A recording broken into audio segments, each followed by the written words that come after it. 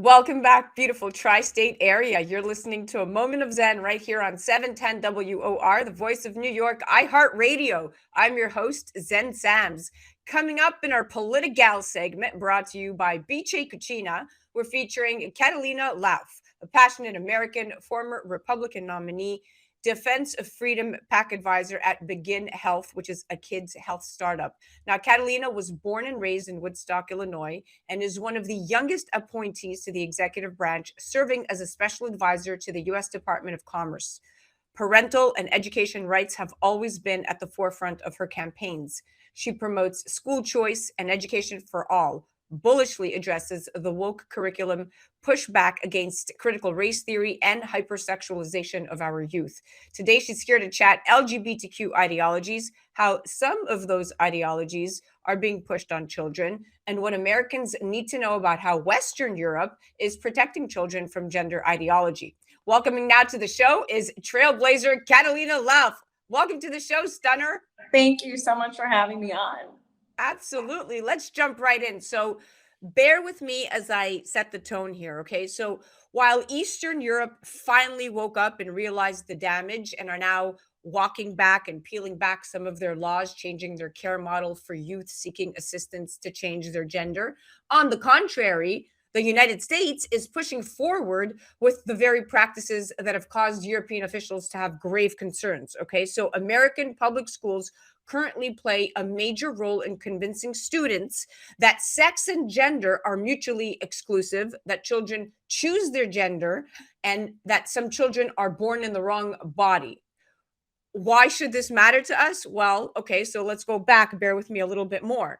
Under the guise of the name gender affirming care, American schools are amping up support for children who identify as transgender. And this includes an overwhelming number of school districts and state departments of education implementing policies that exclude parents from a child's decision to live as the opposite sex at school.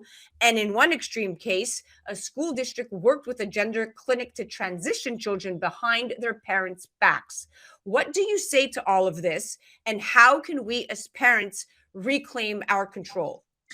Zen, this is a huge issue happening in especially blue states. Coming from Illinois, our governor had some of the most radical policies when it came to the transgender movement, if you will, in the public school system. He passed a state law saying that if, for example, little Jill wanted to be John at school, by state law, the teacher could not notify the parent. And so ultimately, I think it's twofold. I think when it comes to, from a cultural perspective, they're always after our economic system in some way, right? This transgender movement has become a business. When you have these hospitals, when you have these legislatures pushing so much awareness and then subsequently money into it, we've got to follow the economic incentives for all of this is happening. Look at the surgeries, look at the hormone, everything from the health perspective is turning into a money game. But from a cultural perspective, it is destroying communities. It's destroying households. I've gone to so many school board meetings where parents are enraged at what is happening in the public schools. And the only way to defeat it is if you have enough parents that are pushing back and fighting against it from a grassroots perspective. And so I think that's the only way here. Parents need to use their voice. They need to show up at these school board meetings. They need to say, look, that what is happening is not acceptable. I don't want my 5-year-old learning different topics from a sexual perspective, but then also the transgender, switching genders, not knowing their gender.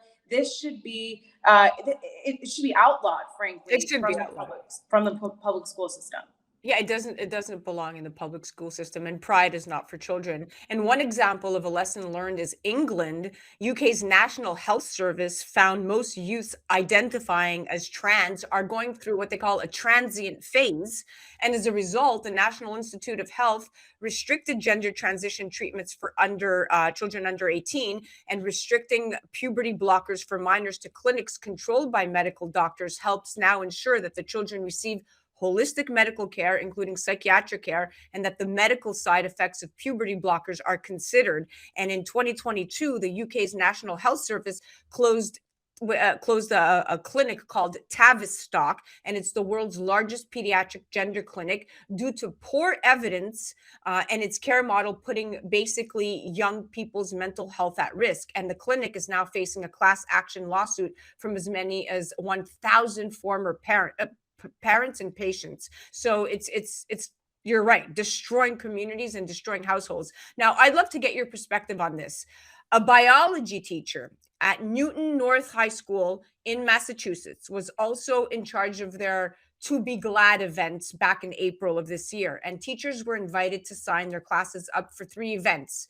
In the morning, there was a panel discussion on the intersectionality of religion and queerness. In the afternoon, there was an event about allyship, and after school, there was a performance and Q&A with a drag queen named Missy Steak. Now, if teachers chose to attend, there were no permission slips required from parents. Should this be allowed in schools? Absolutely not.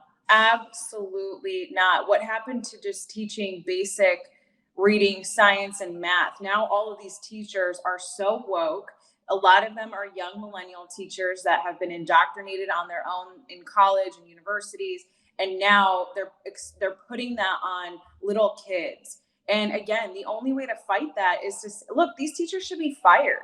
If you're going to be doing that in a school, they should be fired. And the parents have the voice and the power to be able to set the tone with that when it comes to school boards, when it comes to showing up and disagreeing. The problem is, unfortunately, what we have seen is that not enough parents will coalesce and create a movement to stop this. You know, it takes a lot. A lot of the time too, these parents don't even know what's going on from an after school or even from a curriculum. They should, but ultimately it comes down to the power of the parent, and more parents have to use that power. You said it. And in recent years, critical gender theory activists have turned America's education system into a tool to reach millions of children in an effort to teach and promote gender ideology. Schools are now teaching students, including kindergartners, that gender is malleable and disconnected from one sex. I mean, this is total insanity. And more proof comes from France. France, they have something called Académie Nationale de Médecine. It's a medicine research organization, and they issued a report in February of last year urging medical professionals to use great medical caution, and that was a quote, when treating transgender children. And the report emphasized that the medical supply for gender transition treatments has met the demand, which they call an epidemic-like phenomenon, and that children must receive now psychiatric care before any hormonal or surgical intervention. So what's happening now, Catalina, is many European countries, including the United Kingdom, Sweden, France, and Finland, are taking a more cautious approach to medically treating minor children with gender dysphoria. But what are we doing here in the US? We're feeding right into it. Yeah, and it all comes down to, look, you have so many woke politicians that rely so much on the teachers unions to fund them, to help them out. And so it's all this ecosystem of wokeness, if you will, that ultimately the only way it can be stopped is if people come together and actually fundamentally say enough is enough. You know, we have feminine hygiene products in elementary school boys' bathrooms. It's just turning into, it is being pushed so much, and it's in these kids' faces. And you have to wonder why, right? Like our New York Attorney General, Letitia James, hosted a drag story hour, okay, for children in Manhattan. This was back in March, and the event sparked outrage. Like, I mean, people were mad because this was over the use of taxpayer money for such a controversial event, and it was co-sponsored by Drag Story Hour NYC, which is a nonprofit showered again in taxpayer funds, and it enabled them to send drag performers into public schools and libraries to interact with children as young as 3 years old. And Letitia said that her office was proud to host a Drag Story Hour readathon. She promoted the event on her IG. She invited families to join her, the drag storytellers, the community leaders, legislators, elected officials. I mean, Catalina, this must be part of a much bigger picture. Do you feel that this woke curriculum is fueled by mind and government control? I mean, what's happening? It relates back to rules for radicals. A lot of this Marxism. This is Marxism, and it's not something that should be taken lightly. They isolate an issue, especially something like a social issue, and they just berate it in your face over and over again until they try to create a movement that way. They believe that so many millennials and so many woke parents, if you will, if there's enough of them to support a cause like this, that they actually can change the rules and then ultimately have complete control. And that's what they do. It used to be the whole climate change situation, 15, 20 years ago. And all they do is isolate a social issue. They try to create a movement. But the best part about all of this, the silver lining, if you will, I think, is that it has awakened so many people who are normal Americans who look at this stuff on both sides of the aisle and they're just like, this is absolutely ridiculous. I think it's actually unifying. Yeah. Studies have shown that this cultural wokeism is actually unifying more Americans. Yeah, because the crazier they look, the saner we look. Now, you want to chat crazy? We have about 4 minutes left. Let's chat chest feeding. Okay, now it's a thing. Chest feeding. In another section of the CDC's breastfeeding guidance called the Infant and Young Child Feeding Toolkit, the CDC says that transgender and non-binary gendered individuals may give birth and breastfeed or feed at the chest, which is called chest feeding. And an individual doesn't need to have given birth to breastfeed or chest feed. Apparently, in sections of the CDC's guidance on breastfeeding, it contained information for those who have had much of their breasts removed in gender reassignment surgeries, or for biological men taking hormones to grow breasts, and how to feed their newborn children. But however, listen to this. Several doctors have criticized the guidance, not simply because the CDC has appeared to guide biological men on how to breastfeed children, which is completely ridiculous, but because they claim the CDC has failed to gauge the risks posed to the children drinking milk produced by basically chemicals used in gender reassignment medical operation. What in God's green earth is happening? Chest feeding, Catalina. They tell us to follow the science. This is just, my question is, why is the CDC and government officials and this administration so focused on 0.06% of a population? Why do they hone in on highlighting issues like this? And what's so sad is that there are so many women, biological females out there, that have trouble breastfeeding. They have trouble with the entire process from pregnancy, even getting pregnant. And here we are highlighting the CDC, the government, Democrats are sitting here highlighting 0.06% of a population. Why? I mean, talk about read the room on some of these issues. Yeah, you're right. You're right. Well, listen, we're almost out of time, but I want to know what's next for you very quickly before we log off here. But more importantly, to your point, the FDA issued a warning that one of these drugs called domperidone can pass into breast milk and can sometimes give babies an irregular heartbeat as a result. So giving infants chest milk laced with chemicals used in gender reassignment medical operations is not, recommended. And the CDC has failed to mention the health risk posed to these infants chest feeding from these biological men transitioning. So this is completely, we're talking off the hook, ridiculous stuff. And you're right. They chose to hone in on something so minute for a population that shouldn't even matter right now, and really kind of stress the entire society with it. It's ridiculous. They also don't ahead. want to go against big pharma. Look, they don't want to go against the money bags who are pushing some of these, again, hormones or some of these pharmaceutical industry in general. They don't want to go against that. Why? Because they're the biggest supporters of the Democrats. You're right. You said it. There you go. That's an entirely different conversation, because there's so many conspiracy theories, but that are actually fact that we could tie into this for the bigger picture that you just hit on one of them. And you're right. It's all about control. Now, what's next for you?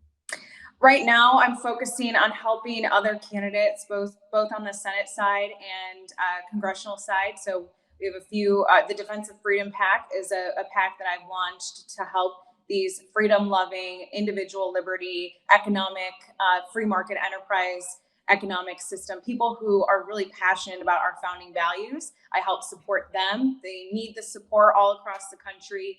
And then also on the business side, my sister and I have a startup in the health and wellness space to help kids with who are suffering from constipation, things like gut microbiome issues. A lot of that comes from the early stages, like we were talking about breastfeeding stages, and in toddlers, they have, unfortunately, we have a huge issue with the gut microbiome as a whole.